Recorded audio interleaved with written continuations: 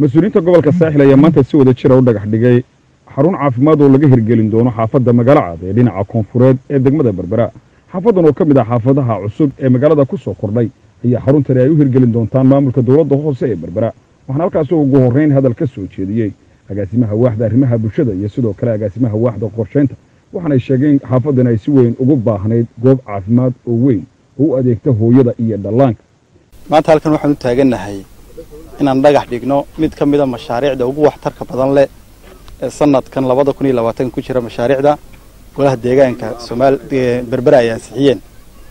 mashruucaas waxa weeyaan xarunta hooyada iyo dhallaanka oo xarun weyn oo MCH referral noqon doonta insha Allah oo ku taala xaafadda Finland. waxay noqonaysaa MCH kii labaad sidan u ballaaran ee dawladda hoose ay ka hirgeliso magaalada Berbera afartii sano ugu dambeeyay. xogayaha fulinta dawladda hoose ee Berbera Cabdikariim Aadan Cadde iyo sidoo kale isuduwaha wasaaradda caafimaadka ee gobolka Saaxil Dr. Bashiir Diiriye Jaamaco iyaguna halkaasi hadalka isu dawamaray ayaa soo dhaweeyay goobtan caafimaad ee laga hirgelinayo xaafadda magaalo cad oo ay tilmaameen ay ka mid tahay goobaha caafimaad ee ay wadaan degmada Berbera iyo sidoo kale wasaaradda caafimaadku. intii sharaf weyn bay dhamaanteen inoo tahay iyo farxad inaan maanta dhagax dhigno mashruuc ka mid ah mashaariicda 2020 ee dawladda hoose xildhibaanadu ay ansixiyeen oo ah MCH aan rajaynayo inuu noqdo MCH-ka ugu weyn ee magaalada Berbera gudaheeda ku yaala noqon doono MCH-ka labaad ee dhameystiran ee dawladda hoose ay dhisto magaalada gudaheeda marka Berbera laga hadlayo. waa baaxadiisu waxa weeyaan wuxuu ku fadhii doonaa 50 mitir square waa dhul aad iyo aad u ballaaran. waxa kale oo farxadina ah xaafadii cusbayd ee magaalada ugu dambeysay maxay tahay Finland qaybtada magaalo cad oo markii horena aynu hel post u sameynay inuu MCH kan weyn ka noqon doono referral oo maartay qayb wax weyn ku soo kordhin doono maxay tahay xagga caafimaadka dhallaanka iyo hooyada. waxaan aad iyo aad ugu faraxsanahay adeega caafimaadka ee lagu faafiyay gabi ahaanba gobolka Saaxil ee dawladda hoose naga taageertay hay'adaha naga taageeri jiray ama dawladda wasaaradda ka taageeri jiray meelaha laga duulo waxa kamid ah inay dawladaha hoose la wareegaan adeegyada caafimaadka adduunka way ka jirtaa. dawladda hoose waxay ka dhabaysay in adeegyada ay la wareegto faan ma aha laakiin waa xaqiiqo jirta weeyaan cid kastaaba way soo taabatay. aad iyo aad baan ugu mahadcelinaynaa arrintaas.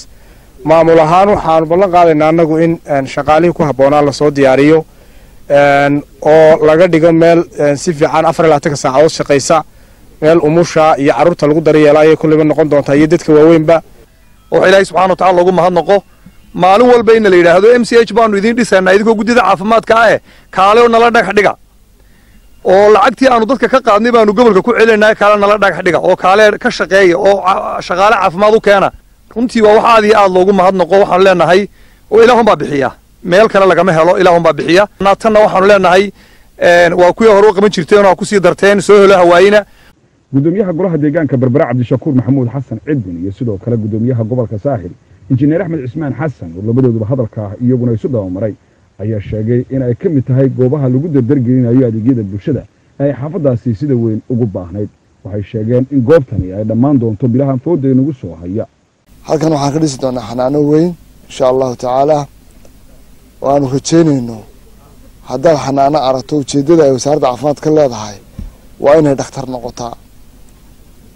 way koraysaa sida ay maanta bay isu bedeshay. marka waxa mas'uuliyadana saaran waxa weeyaan inaan aanay dhicin magaalada dhakhtar qura yeelatee goob kasta oo xanaano ay laga sameeyo waa dhulkeeda lagu talagalaa dhulkeedu ka ahaada mid ka badan in 50 mitir way dhulkeedu laakiin ma aha baahideedu 50 mitir waa in 200 mitir ugu yaraan hataa si mustaqbalka 10 sano ama 15 sano soo socda ay u noqoto dhakhtar ay degmadu leedahay oo xaafadan iyo eriyadan ba ku firan. marka waxaan ku soo ururinayaa waxaan leeyahay dadkan xaafadda reer Finland si ay horeba u ilaashateen danta guud oo dhamaystirkii danta guud ay kaliyeed ka maqan tahay saribadii si ugu fara adeego ilaashada waxaan idinka leh waa hantidiinii waa cashuurtii inta laga qaaday ee gurigan laga qaaday adiga dib lagu qabanayo. waxaanu dhagax dhigaynaa sida laga soo wada dhawaashada arkaysaan waa MCH xaruntii caafimaad ee ugu weynayd ee ka mid tahay xarumaha ugu waaweyn bay ka mid tahay. aad iyo aad baan runtii marka hore ugu hambalyeynaa golaha deegaanka ee degmada Berbera oo maayarku hogaaminayo iyo shaqaalweynaha dawladda hoose dhamaantood oo runtii ugu heelan horumarka bulshadooda iyo ilaalintooda. waana ku hambalyeynayna goobaha kala duwan ee caafimaadka ayaa waxa ay qayb ka yihiin adeegyada ay sida weyn dawladda hoose ee Berbera uga shaqeynaysay sanadadii u dambeeyay. Mukhtaar Cabdiraxmaan Maxamuud, telefishinka qaranka Somaliland, Berbera.